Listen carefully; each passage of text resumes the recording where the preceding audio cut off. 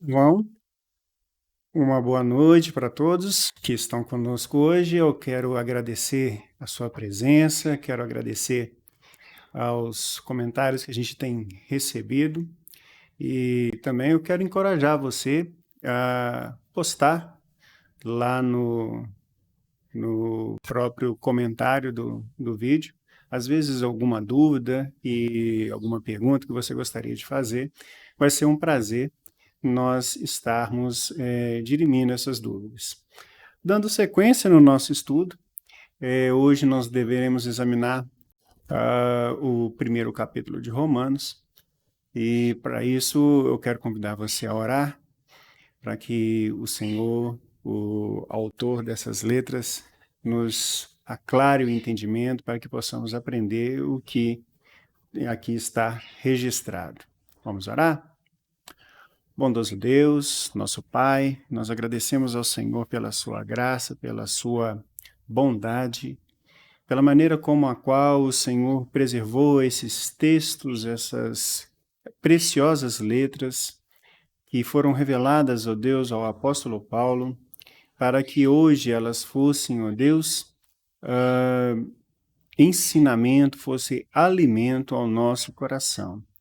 Clamamos ao Santo Espírito encher nosso coração e mente, para que possamos, assim, discernir aquilo que está escrito, aquilo que o apóstolo Paulo registrou, para que possamos, ó Deus, alcançar coração sábio. Nós clamamos essa graça em nome de Jesus, seu Filho. Amém. Examinando, então, o texto da carta aos Romanos, nós vamos iniciar, eu pretendo fazer isso à medida que nós lemos o texto, nós vamos fazendo o comentário, versículo a versículo, e a intenção é que nós trabalhemos os capítulos todos da epístola dessa maneira. Então, a carta começa, Carta de Paulo aos Romanos. Paulo, servo de Jesus Cristo, chamado para ser apóstolo, separado para o Evangelho de Deus, o qual foi por Deus outrora prometido por intermédio dos seus profetas nas sagradas Escrituras, com respeito ao seu filho, o qual, segundo a carne, veio da descendência de Davi, e foi designado Filho de Deus com poder, segundo o Espírito de Santidade, pela ressurreição dos mortos, a saber, Jesus Cristo, nosso Senhor. Por intermédio de quem viemos a receber graça e apostolado por amor do seu nome, para a obediência por fé entre todos os gentios, de cujo número sois também vós, chamados para serdes de Jesus Cristo. A todos os amados de Deus que estais em Roma, chamados para serdes santos, a graça a vós outros, a paz da parte de Deus, nosso Pai, e do Senhor Jesus Cristo. Então, esses são os primeiros versos, nós paramos aqui no verso 7. Paulo aqui ele está fazendo a sua introdução da carta, mas não sem antes fazer algumas considerações que introduzir a sua teologia, introduzir algumas verdades, as quais ele quer revelar, e nós vamos ver que ele faz isso ao longo da epístola. Ele inicia, então, se identificando, ele identifica-se como autor, ele fala, Paulo, servo de Jesus Cristo, chamado para ser apóstolo, separado para o Evangelho de Deus. Ele inicia, então, colocando-se como servo, a palavra que ele usa aqui no grego, para essa designação é doulos. Doulos também pode ser traduzido como escravo.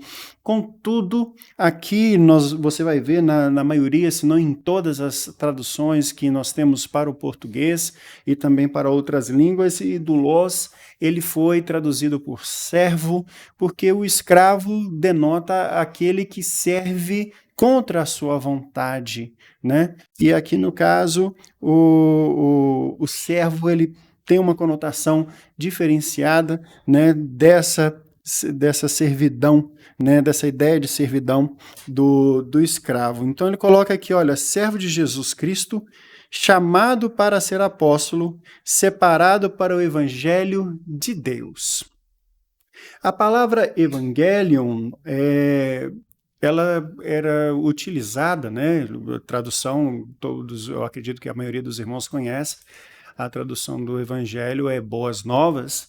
Ela era utilizada pelos gregos e também pelos romanos quando ia se dar alguma boa notícia, alguma uma notificação a respeito do império, do imperador. Então, ele era anunciado com esse nome, Evangelion, por exemplo, do nascimento do filho do imperador. Então, essa era uma boa notícia. E só que aqui Paulo ele não estava trazendo uma notícia da parte de homens, ele estava trazendo o evangelho de Deus. Ele estava trazendo algo muito mais excelente.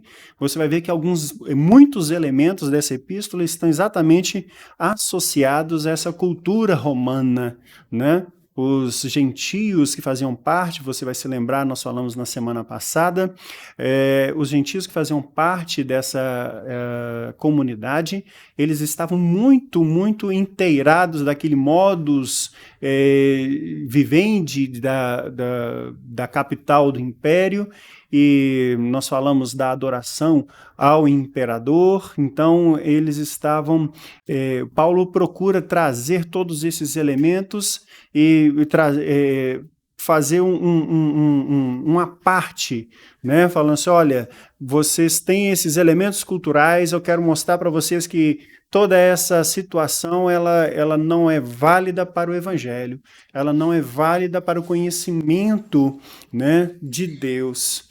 O evangelho que eu trago para vocês é um evangelho diferente, um evangelho da parte de Deus. E ele segue no verso 12, o qual foi dado por Deus, foi dado pelo próprio Deus, outrora, prometido por intermédio dos seus profetas nas Sagradas Escrituras. As Sagradas Escrituras aqui, que ele se refere, ele está se referindo ao Antigo Testamento, à Torá. Então nós vemos mais uma vez, aqui nesse versículo, Paulo, ele já vai também, ele já busca identificar-se com o público dos judeus, né, prosélitos que estavam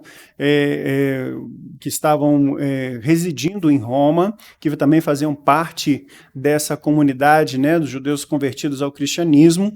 Ele faz uma introdução com alguns elementos gentílicos, e agora ele faz uma outra, ele traz uns elementos da cultura judaica. Ele fala que o evangelho foi revelado por intermédio dos profetas, né, prometido por intermédio dos profetas nas Sagradas Escrituras. Ele já se refere, essa é uma referência clara ao Antigo Testamento, à Torá, aos escritos, né, que os judeus conheciam bem, e Paulo, né, também conhecia muito bem. Então ele faz essa referência que Jesus Cristo, o evangelho de Jesus, foi dado por Deus, foi revelado, não era uma novidade, e o que ele estava anunciando não era algo inusitado, novo, antes pelo contrário, já vinha sendo prometido desde a antiguidade nas Escrituras. Então, Paulo está aqui revelando essa ideia de que o Novo Testamento é o cumprimento do Antigo Testamento. A nova dispensação, ela é, na realidade, uma continuidade da antiga, é um cumprimento do que vinha sendo tratado, do relacionamento de Deus com os homens. Vem Jesus e dá o próximo passo. Ele redime e aí introduz nesse relacionamento o homem num relacionamento mais próximo, direto com Deus. Então, o comentarista Hendrickson, ele coloca isso muito interessante, de uma maneira bastante interessante. O Antigo Testamento está ele revela o Novo Testamento. O Novo Testamento está oculto, está inserido no Antigo Testamento, ou seja, nós temos algumas pessoas têm a tendência de entender que o Novo Testamento é uma coisa completamente à parte, que o que ficou para trás não tem validade, não é assim, né? Na realidade, é uma continuidade do relacionamento de Deus com o homem, é uma linha progressiva desde o Éden até a consumação dos tempos. É isso que o Paulo está trazendo aqui nesse versículo. No verso 13, ele fala, com respeito a seu filho, o qual, segundo a carne, veio da descendência de Davi. Então, de quem que o evangelho fala? Qual que é a revelação do evangelho? Jesus. Nós vamos ver aqui mais para frente, quando a gente chegar ali no verso 15 e 16, é a temática da carta. Mas você vai ver que Jesus é o centro. Ele já coloca o elemento, ele primeiro chama a atenção dos gentios, dos romanos, de todos aqueles que eram estrangeiros, chama a atenção dos judeus e fala assim, olha, qual que é o amálgama? O que deixa vocês unidos? Jesus. O que traz toda a união da igreja? Jesus. E não só naquele tempo, como nos nossos tempos hoje. Quem é que traz a união da igreja? A palavra de Jesus, a revelação de Cristo, a ação de Jesus. Então, esse é a respeito dele que é o evangelho. Então, no verso 3, com respeito a seu filho, o qual, segundo a carne, veio da descendência de Davi. Tem mais uma coisa interessante aqui, um elemento interessante da teologia que Paulo vai estar explorando em toda a carta. Ele já introduz aqui na sua saudação. Você vê que Paulo ele é intencional em tudo aquilo que ele escreve. Às vezes você lê essas palavras iniciais, você está só saudando aqui os irmãos, mas na realidade aqui tem bastante teologia intrínseca, como Paulo é bastante intencional. Ele fala assim, olha, o qual, segundo a carne, veio da descendência de Davi. Então ele coloca aqui, já introduz a situação de que, segundo a carne, obviamente vai haver uma outra conotação. Ele fala aqui da natureza humana de Cristo, né? A palavra sarkis, que é carne, que é traduzida aqui, né, e significa carne. Em alguns momentos ela vai ter uma conotação referindo-se ao pecado, à humanidade, toda a carne, mas aqui, segundo a carne, segundo a constituição, segundo a matéria, Jesus, segundo a carne. Então ele já coloca, olha, na natureza humana, no que diz respeito à carne, Jesus veio da descendência de Davi. Mais para frente ele vai estar falando da natureza divina de Cristo, nós vamos ver aqui. Então ele já começa também com essa questão das duas naturezas de Cristo. Um ser único, né, com duas naturezas, a natureza humana, a natureza divina. Verso 4, e foi designado Filho de Deus com poder, segundo o Espírito de santidade, pela ressurreição dos mortos, a saber, Jesus Cristo, nosso Senhor. Olha só, exatamente no verso seguinte ele já traz o outro lado, né, a outra face. Ele fala da questão da natureza humana, ele já vai falar da natureza divina. Designado Filho de Deus. No grego, essa palavra que é traduzida aqui por designado, ela é o radical da palavra horizonte. E foi designado, verso 4. Ora, oristenos ou orizó, né, que ele foi designado. Então, qual que é essa ideia? O horizonte, quando você olha para o horizonte, o que ele demonstra para você? Ele mostra onde termina a Terra e onde começa o céu, né? Jesus, ele é o limite entre a humanidade e o aspecto celeste, o aspecto Uranus, né? Céu. Ele, com a sua morte e ressurreição, ele é o ápice da humanidade e é exatamente a transcendência para o céu. Então, assim, eu acho interessante essa palavra ter aparecido aqui, horizó, né? Designado Filho de Deus com poder. Mas qual poder? Olha só. Segundo o Espírito de Santidade. Numa tradução tem uma vírgula a mais aqui, né? No verso.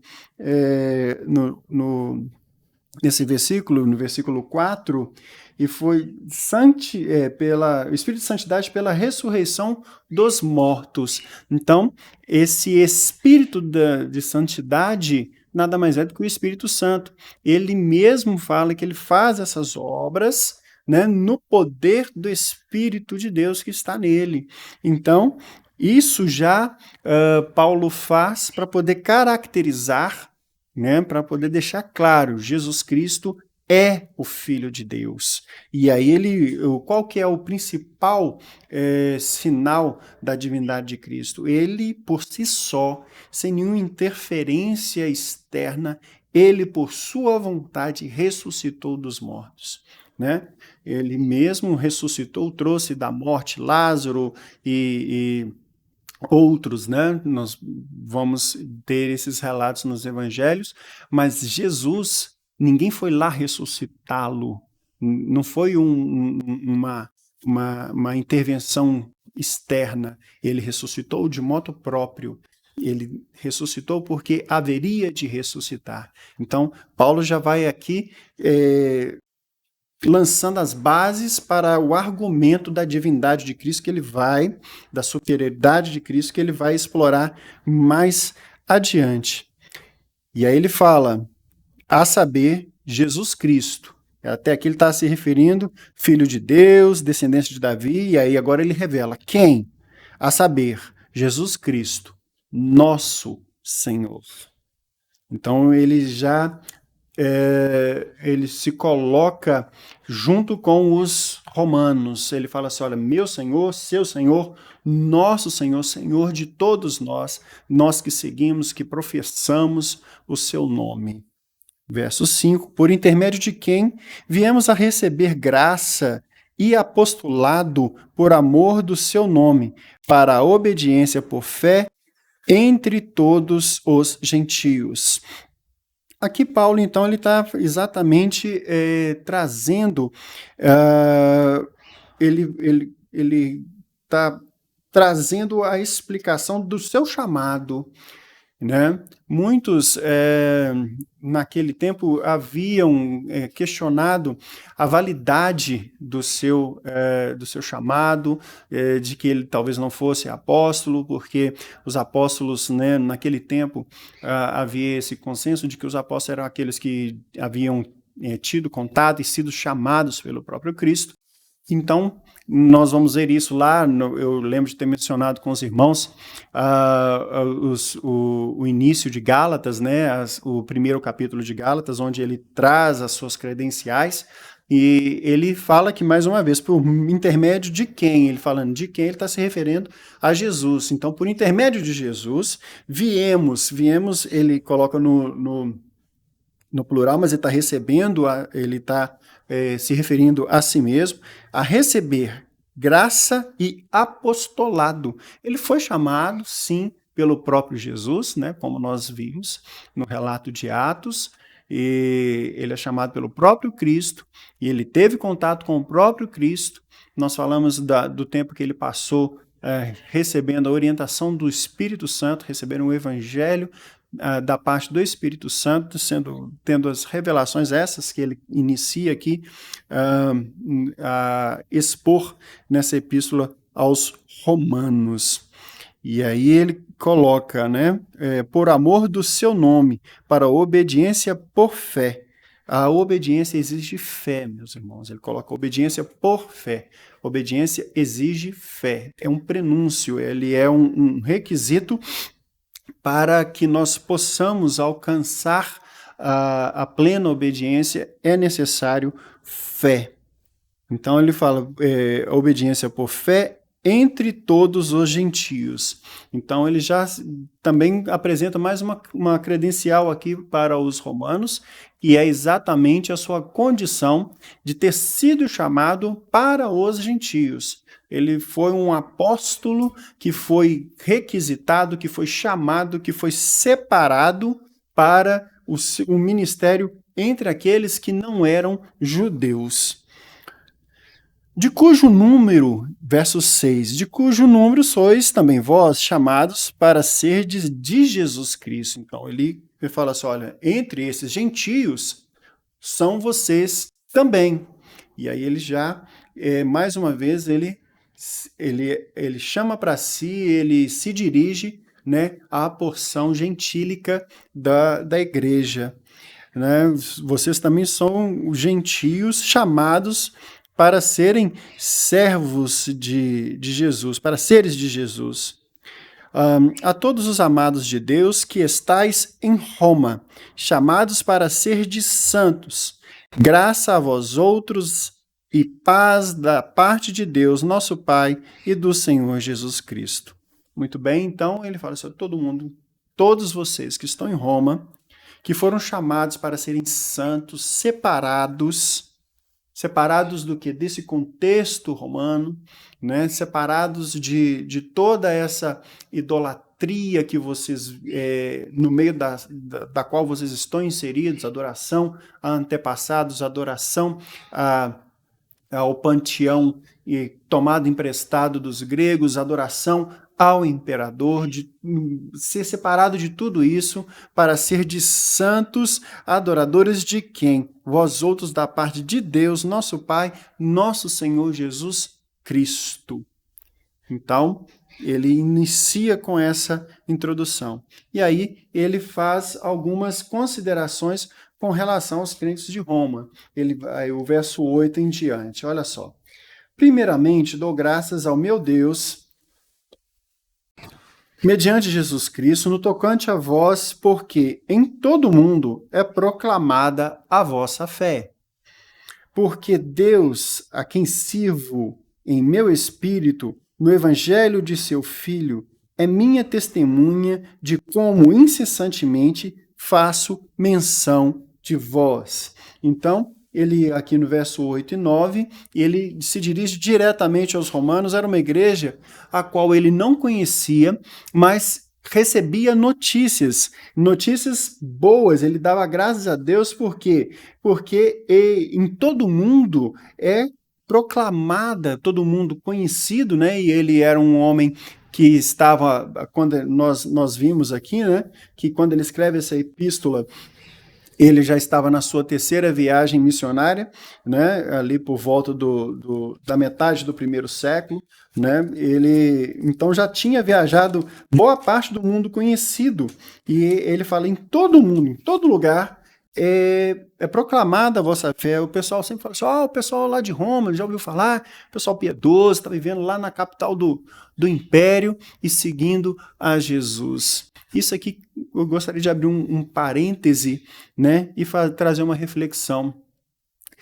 A nossa fé, ela é reconhecida, temos sido reconhecidos como servos de Jesus Cristo, temos sido reconhecidos como verdadeiros servos de Jesus, santos, separados. Essa é uma reflexão para a nossa meditação. Seguindo, então, ele fala assim, porque o Deus a quem sirvo em meu espírito, né, o Deus a quem sirvo no meu interior, diz Paulo, é minha testemunha. Ele é uma espécie não é um juramento, mas ele evoca Deus como testemunha, né, de maneira incessante, como ele tem feito menção, como ele tem falado a respeito dos romanos, né? E aí ele segue. feito menção de vós, ele tem falado dos romanos onde?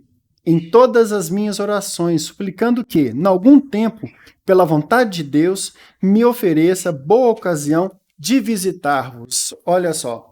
Então, Paulo estava planejando fazer uma visita, ir até Roma, visitar essa igreja. Como nós já falamos anteriormente, ele não é o fundador dessa igreja, ele não conhecia essa comunidade, esses santos separados de Roma. Então ele queria ir até lá para conhecer, para poder estar com ele. Então, incessantemente, ele clamava ao Senhor essa oportunidade de estar junto deles, para poder visitá-los, para poder exercer com eles o seu ministério. Olha só, porque muito desejo ver-vos, capítulo 1, agora no verso 11. Muito desejo ver-vos, a fim de repartir convosco algum dom espiritual, para que sejais confirmados. A palavra dom espiritual, ele queria então estar junto deles. Para quê? Para repartir, para poder estar junto e dividir com eles o seu dom. Paulo aqui ele está demonstrando o fim qual que é a finalidade de nós nos reunirmos. Não somente ele estar com os romanos, mas também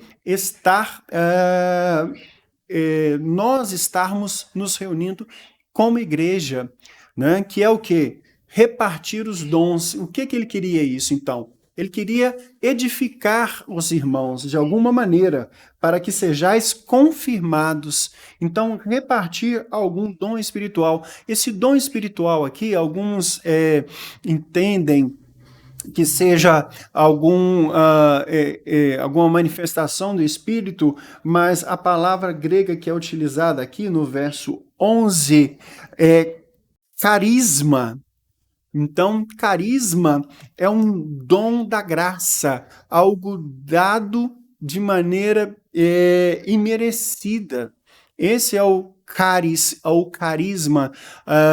Esse é o radical da palavra caridade, né? Quando você faz algo a outra pessoa sem que essa pessoa tivesse feito nenhuma contrapartida a você de moto próprio faz isso. Então esse carisma no que diz respeito, esse dom espiritual é um dom dado pelo Espírito sem nenhum merecimento para a edificação da igreja. E ele quer compartilhar com eles algum dom espiritual para que eles sejam edificados. Então ele não está especificando dom A, dom B, não, ele está falando algum. A função do crente é exatamente exercer o dom que o Senhor, que o Espírito ministrou na sua vida, né? Para a edificação da igreja. E mais para frente, Paulo, ele mesmo fala assim, olha, o Senhor mesmo, ele deu uns para apóstolos, outros para mestres, outros para pastores, né? Cada um no seu dom, cada um na sua área, né? Uns tocam violão muito bem, outros cantam muito bem, né? E a junção de todos esses dons espirituais concedidos pelo Espírito, né? Há de edificar a igreja, né? Então, meu irmão, aqui mais uma reflexão, né? Que você saiba identificar esse seu dom, esse carisma que o Senhor lhe concedeu através do Espírito Santo para a edificação da igreja. Esse é o nosso compromisso. E nós vamos ver aqui qual que era o dom de Paulo. Qual que era o dom do Paulo? O dom do Paulo era o ensino, né? E era exatamente compartilhar com eles para que eles fossem confirmados através desse ensino. Olha o verso 12. Isto é para que, em vossa companhia, reciprocamente, nos confortemos por intermédio da fé mútua, vossa e minha. Mais uma vez explorando essa ideia da função de nós nos reunirmos, de nós estarmos juntos, né? Para quê? Para que nós possamos reciprocamente. O que é recíproco? Eu faço para você, você faz para mim, eu sou edificado com o seu cântico, eu sou edificado com o seu ensino, com a pregação do pastor, com a ministração do violão do ministro de louvor, com o serviço do diácono, com a aula do professor, com a inlucubração da irmãzinha lá da escola dominical, que faz uma consideração, né? Com o serviço dos presbíteros, ou seja, cada um na sua área, na sua esfera de atuação, reciprocamente gera o crescimento, somos confortados, somos edificados uns pelos outros, né? Por intermédio do quê? Mais uma vez, da fé mútua, vossa e minha. Ele coloca, então, que essa fé que nos edifica através do Espírito Santo, a fé no Senhor, nós recebemos esse dom, nós edificamos, então ela é uma fé mútua, é a mesma fé, a fé da igreja. Ele fala a fé vossa e minha, que é a mesma. E nós reconheçamos, então, que cada um tem um dom, saibamos respeitar, né, e também ser edificados, porque a nossa fé é a mesma. Ele já aqui coloca, ele já introduz também um elemento que ele quer tratar e vai tratar mais para frente, que é exatamente o seguinte: se nós somos da mesma fé, por que haver dissensão? Por que haver ciúme? Não é verdade? Às vezes ocorre do irmãozinho que está lá ministrando no louvor, o outro acha que ele canta tão bem, eu quero cantar também. Mas ele aí já não quer cantar para a glória do Senhor, mas ele quer cantar para rivalizar com aquele irmãozinho ou para a sua própria glória. Isso está errado. Isso não é o nosso foco, né? Nós temos que nos edificar mutuamente de fé em fé, mas para a edificação da igreja, para o conforto da igreja. Verso 13.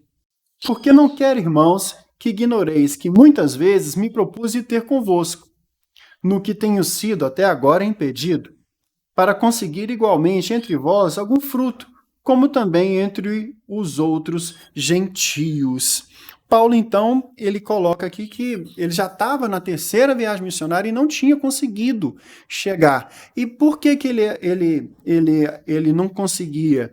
Ele foi impedido. Impedido por quem? Pelo Espírito, porque ele seguia sempre as orientações do Espírito nas suas decisões. E até o momento, aquele não era o momento dele estar em Roma. Paulo vai pregar em Roma, ele vai anunciar o evangelho em Roma, ele vai conhecer os romanos, mas numa outra ocasião, posterior a isso daqui, né? Nós vamos ver isso lá em Atos, que ele vai estar em Roma por aproximadamente 2 anos, recebendo as pessoas, recebendo livremente, né, a igreja, e edificando essa igreja. Mas até aquele momento, né, então, ele não tinha estado com aqueles irmãos. Por que ele queria? Ele queria conseguir igualmente entre vós um fruto, como também entre outros gentios. O que ele coloca isso aqui? Esse algum fruto exatamente ele buscava, primeiro, algum fruto espiritual, né? Receber, como nós falamos, essa edificação mútua, receber também o fruto do trabalho, ou seja, qual que é o fruto do trabalho do cristão? Qual que é o trabalho do cristão? Anunciar o evangelho. Qual que é o fruto desse evangelho? Almas. Então, colher algum fruto de pregação de almas, de conversão de almas no meio deles, não é verdade? E o que ele desejava era estar com ele também, receber deles e prover a eles ações de justiça, que são as nossas ações ajustadas, corrigidas pelo Espírito Santo. É isso que ele se refere aqui. Como também entre outros gentios, né? Como ele fez em outras visitas em outras igrejas, em outras cidades. E aí ele chega no verso 14. Pois sou devedor tanto a gregos como a bárbaros, tanto a sábios como a ignorantes. Por isso, quanto está em mim, estou pronto a anunciar o evangelho também a vós outros em Roma.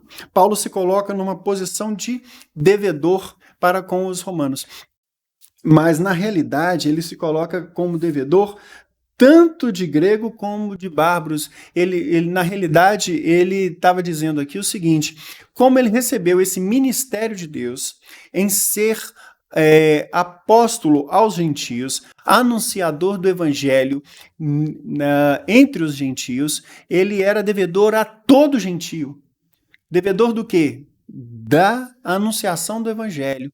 Essa era a dívida que Paulo se referia aqui. Ele não está falando de valores monetários, ele estava falando do anúncio do evangelho, do anúncio da boa nova, da salvação, da possibilidade da restauração do relacionamento com Deus.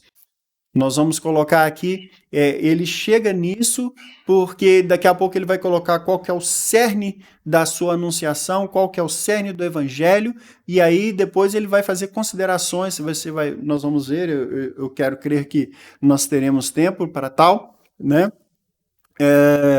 Que ele vai fazer a anunciação da questão da impiedade, de como todos os homens estão destituídos da presença de Deus. Então, ele fala que ele é devedor tanto de grego quanto de bárbaros. Os gregos eram o povo tido como a elite do pensamento daquela época. Os bárbaros eram como os gregos sarcasticamente se referiam a todos aqueles que não eram gregos, né? A todos os estrangeiros, né? Assim como os judeus chamava de gentio todos os estrangeiros, quem não era judeu era gentio, os gregos se referiam a todos aqueles não gregos como bárbaros. A palavra bárbaros, ela acabou tomando uma conotação assim de pessoas violentas, mas na realidade, para os gregos, a palavra bárbaro, ela significava aquelas pessoas incultas, sem cultura, sem a filosofia, sem o saber, né, sem ser amigos do saber. Né, esses eram os bárbaros, eles chamavam de bar, aqueles que falavam o equivalente ao nosso blá blá blá, né, quando a gente fala que uma pessoa está falando, jogando palavras ao vento sem sabedoria, é um blá blá blá qualquer, né? Então para os gregos era o bar, e aí vem o termo bárbaros. Aí ele completa, né, isso, completando essa ideia, né, ele vai lá e coloca tanto a sábios como a ignorantes, né? Exatamente complementando essa mesma ideia. E aí ele fala, por isso, quanto está em mim, ou seja, de minha vontade, estou pronto a anunciar o evangelho também a vós outros em Roma. E aí ele começa a colocar, ele coloca aqui o tema central da carta, ele começa a introduzir o argumento daquilo que ele estava escrevendo aos romanos. Verso 16, um texto precioso. Pois não me envergonho do evangelho, porque é o poder de Deus para a salvação de todo aquele que crê, primeiro do judeu, também do grego, visto que a justiça de Deus se revela no evangelho, de fé em fé, como está escrito, o justo viverá por fé. Então, esse texto, nós podemos até mesmo denominá-lo como o tema central da carta aos Romanos, que é exatamente salvação pela fé, justificação pela fé. E ele fala assim, eu não me envergonho do evangelho, o evangelho de Cristo, aquele evangelho lá do verso 1, o evangelho de Deus, revelado em Cristo, porque ele é o quê? O poder de Deus para a salvação, o poder que foi entregue a Jesus para que ele viesse e expiasse o pecado de toda a humanidade. Imagina um único homem expiar a culpa de toda a humanidade. Não é um homem qualquer, não é um ser humano qualquer, né? O Filho de Deus.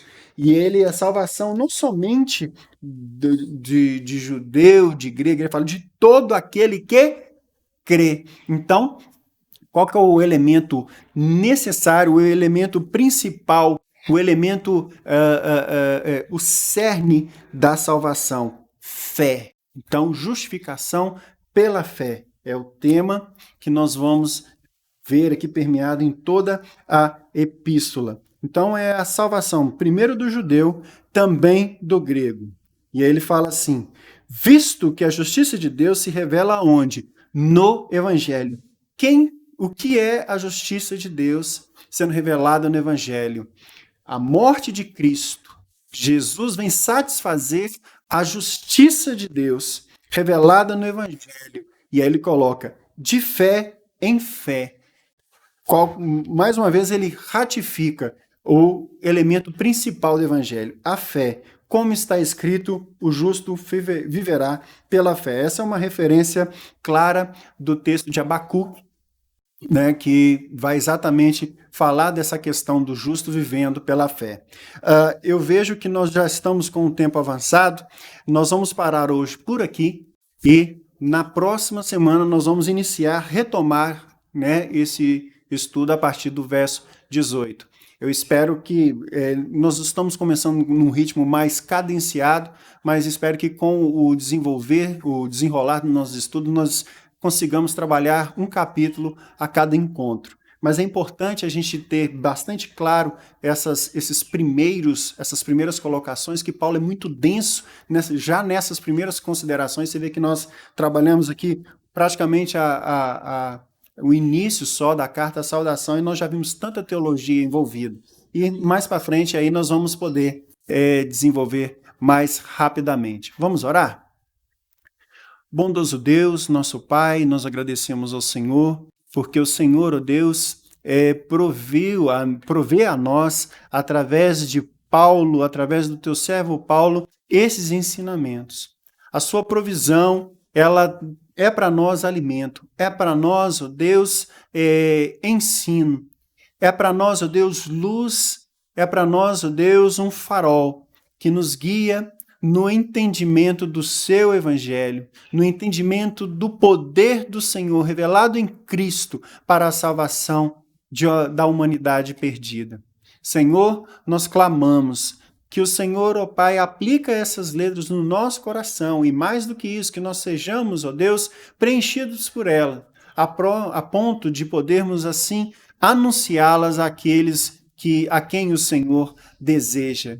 Nós clamamos, nós te oramos em nome de Jesus. Amém. Que o Senhor nos abençoe.